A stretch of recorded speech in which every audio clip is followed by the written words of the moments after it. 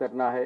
یہ ایک آبلیگیشن آپ خود انڈرٹیک کر رہے ہیں اور یہ کوئی آپس میں نہیں ہے بات, اس میں اللہ تعالیٰ بھی شامل ہیں اور اللہ تعالیٰ کو حاضر ناظر کرتے ہوئے آپ نے یہ اوتھ لیا ہے.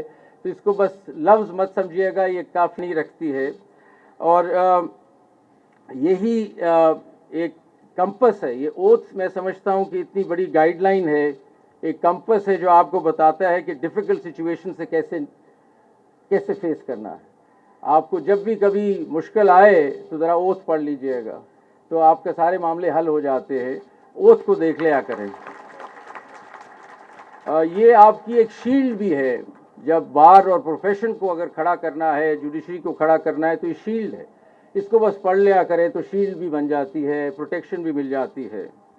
اور یہ خالی ایک پرومس نہیں ہے جو آپ نے ابھی پڑھا سب کے سامنے, یہ ایک بہت سیکرڈ ٹرسٹ ہے جو آپ نے اللہ تعالیٰ کے سامنے, اس کو اللہ تعالیٰ کو حاضر ناظر جانتے ہوئے اور اپنے ضمیر کے ساتھ یہ فیصلہ کیا ہے.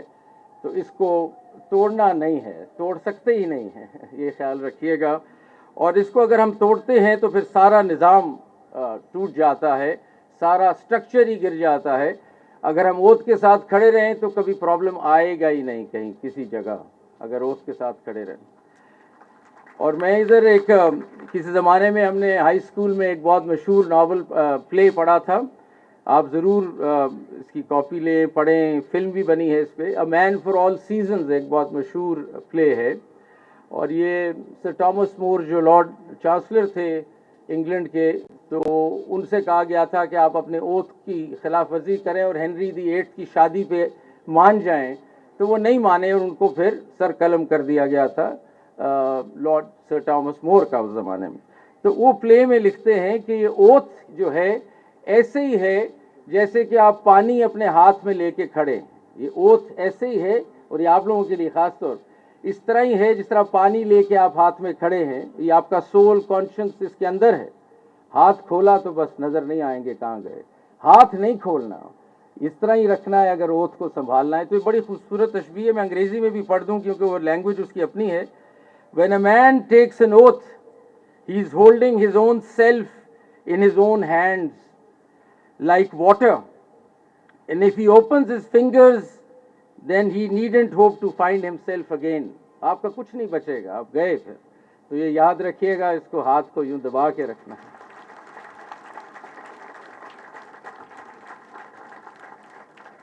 اور یہ آپ بھی جانتے ہیں, ہم بھی جانتے ہیں کہ لیگل پروفیشن نالج سے تو تعلق رکھتا ہی ہے, نالج تو ہونی چاہیے, لیکن اگر کریج نہیں ہے تو پھر مت وکیل بنے.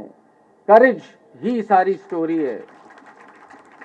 کریج کہ انجسٹس اور ناانصافی کے سامنے کھڑا ہونا کا کریج, ڈیفینڈ کرنا ڈیفینس لیس کو ڈیفینڈ کرنا, اپ ہولڈ کرنا لوگوں کے رائٹس کو, یہ ساری چیزیں کریج مانگتا ہے. تو نالج تو بالکل ہونی چاہیے, لیکن کریج ذرا ہونا چاہیے. آپ پہ پریشرز آئیں گے, کورٹ روم میں پریشرز آئیں گے, ٹیمپٹیشنز دی جائیں گی, بہت سی چیزیں آپ کے ساتھ ہوں گی, لیکن اوتھ کو نہیں چھوڑنا. یہ ہوگا, آپ پہ پریشر بھی آئے گا, آپ سے بہت سی چیزیں کہا جائیں گی, ٹیمپٹیشنز دی جائیں گی, لیکن اسی لیے اوتھ ہو رہا ہے, اس اوتھ سے نہیں ہلنا آپ کو. بس آخر میں مجھے اقبال یاد آتے ہیں, کیا انہوں نے خوب بات کی, اور بس وہ ایک شعر سنانا چاہوں گا کہ پرواز ہے دونوں کی اسی ایک فضا میں, پرواز ہے دونوں کی اسی ایک فضا میں, کرگس جو ولچر کہلاتا ہے, کرگس کا جہاں اور ہے شاہی کا جہاں اور. Good luck, thank you, all the best. بہت شکریہ بلانے کے لیے, بہت شکریہ.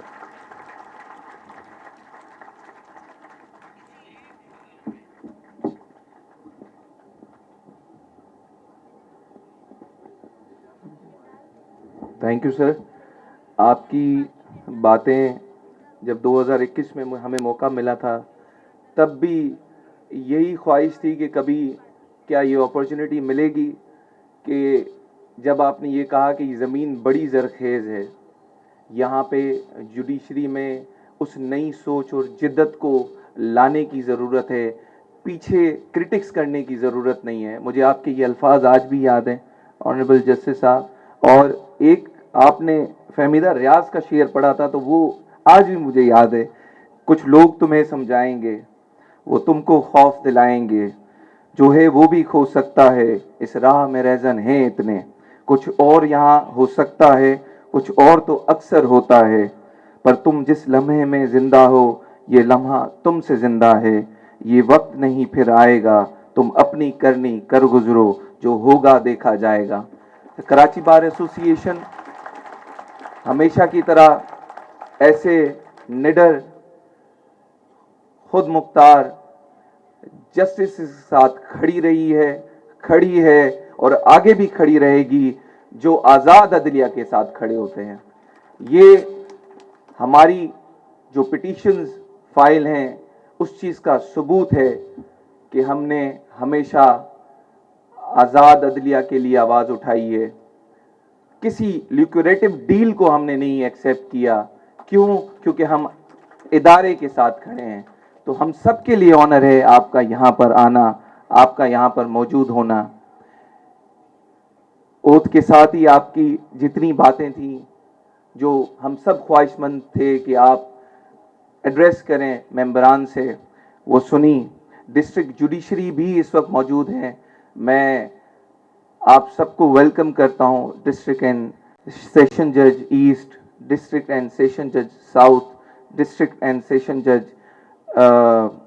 सेंट्रल, आप सबकी आमद इस चीज़ की भी तायीद है कि एज एन इंस्टीट्यूशन जो डिस्ट्रिक्ट कोर्ट की इम्पोर्टेंस है, जो फैसले यहाँ से जूरिस्प्रूडेंस इवॉल्व होती है वो एपिक्स कोर्ट तक जाती है, तो ये बार एंड बेंच का साथ रहना और बीच में एक दूसरे के साथ कोऑर्डिनेशन होना बहुत ज़रूरी है। तो आप सबकी आमद का भी शुक्रिया। मैं अब प्रेसिडेंट कराची बार एसोसिएशन जनाब आमिर नवाज वराइद साहब से गुजारिश करूंगा कि आप आइए और आज की हलफ बर्दारी की तकरीब के बाद आए हुए मेहमानान गिरामी, specially chief guest honourable justice Mansoor Ali Shah साहब की आमद पर उनका शुक्रिया भी अदा कीजिए और कराची बार एसोसिएशन की तरफ से आगे के मामलात पर रोशनी ज़रूर डालिए। मैं ऑनरेबल सीनियर पीनी जज जनाब जस्टिस मंसूर अली शाह साहब को कराची बार एसोसिएशन में वेलकम करता हूं और मैं उनका बेहद मशकूर हूं कि उन्होंने अपना कीमती टाइम निकाला और वो आज यहां पर आए और उन्होंने ओट टेकिंग सेरेमनी में पार्टिसिपेट किया।